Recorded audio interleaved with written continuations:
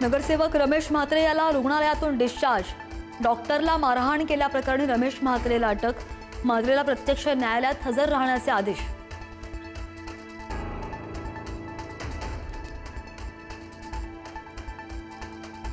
राज्यातल्या सगळ्याच भागात मोठा पाऊस ओसरला. कोकण, मध्य महाराष्ट्र, मराठवाडा भागामध्ये पाऊस पूर्ण थांबला.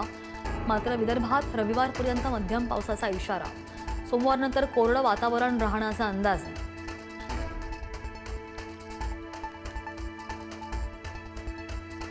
मुंबईकरांना दिलासा. पाणी पुरवठा करणाऱ्या 7 जलाशयांचा पाणीसाठा 48.59% 24 तासांमध्ये जलाशयातील पाणीसाठ्यामध्ये 7.23% वाढ.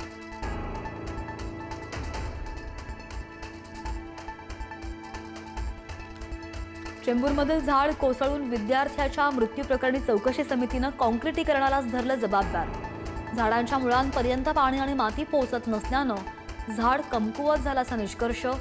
चौकशी अहवाल विशेष सभागृहात सादर होणार.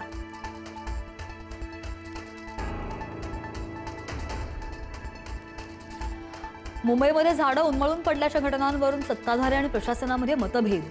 काँक्रिटीकरणामुळे झाडं कमकुवत होऊन झाड पडल्याचा महापौरांचा आरोप. तर काँक्रिटीकरणामुळे झाडं पडत नसल्याचा आयुक्तांकडून दावा.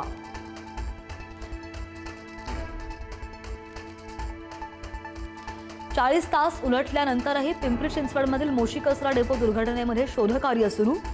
दुर्घटनेत एकाचा मृत्यू. अजूनही 8 कर्मचारी इमारतीच्या तळमजल्यावर अडकल्याची माहिती.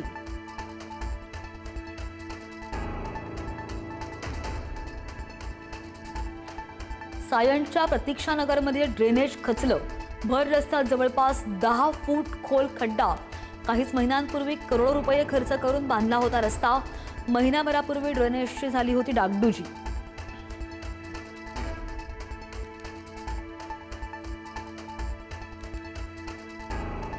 मुसळधार पावसानंतर वसई विरारमध्ये जनजीवन हळूहळू पूर्वपदावर. अजूनही काही ठिकाणी पाणी साचलेलं. आजपासून नुकसानीचे पंचनामे होणार.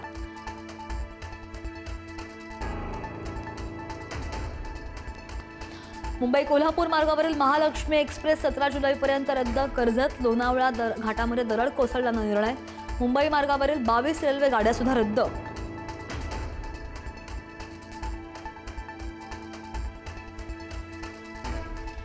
रत्नागिरीतील रघुवीर घाट पर्यटकांसाठी तात्पुरता बंद. 9 जुलै ते 10 ऑगस्ट दरम्यान प्रतिबंधात्मक आदेश जारी. दरड कोसळण्याचा धोका वाढला. रघुवीर घाट बंद राहणार.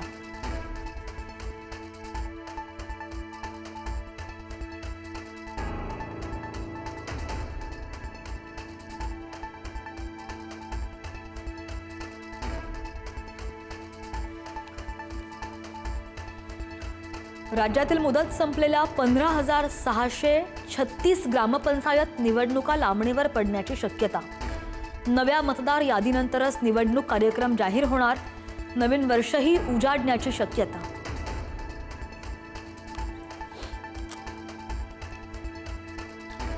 नाशिकच्या आश्रम शाळेमध्ये 9वीच्या विद्यार्थिनीनं दिला बाळाला जन्म. विद्यार्थिनीशी संबंध ठेवणारा अल्पवयीन आरोपी मुलीचाच नातेवाईक. आश्रमशाळेच्या देखरेखीवर गंभीर प्रश्नचिन्ह.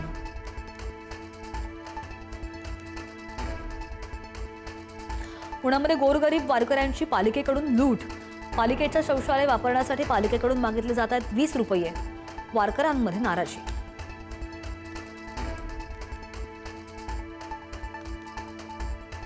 पुण्याच्या मुंढवा इथल्या शासकीय जमिनीच्या गैरव्यवहारामध्ये नोंदवण्यात आलेला दस्त अखेर रद्द.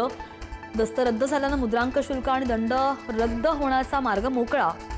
खासदार पार्थ पवारांच्या अमेडिया कंपनीला दिलासा मिळण्याची शक्यता.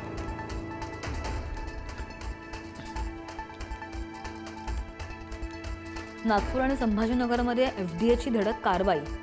नागपूरमध्ये MS इंदोर नमकीन प्रोडक्ट्सवर एफडीएकडून कारवाई. बुरशी लागलेली मिठाई, मुदतबाह्य अन्न जप्त. तर संभाजीनगरच्या फुलंब्रीमधील सिद्धेश्वर दूध डेअरीवर एफडीएकडून धाड.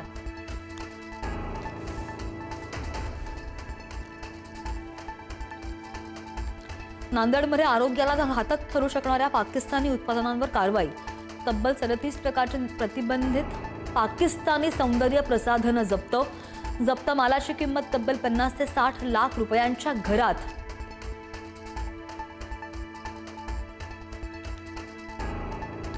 1 जानेवारी 2011 पूर्वी उभारण्यात आलेल्या सर्व झोपड्यांचे SRA, म्हाडा किंवा इतर गृहनिर्माण योजनांच्या माध्यमातून योग्य पुनर्वसन केलं जाणार. चंद्रशेखर बावनकुळेंची विधानसभेत घोषणा.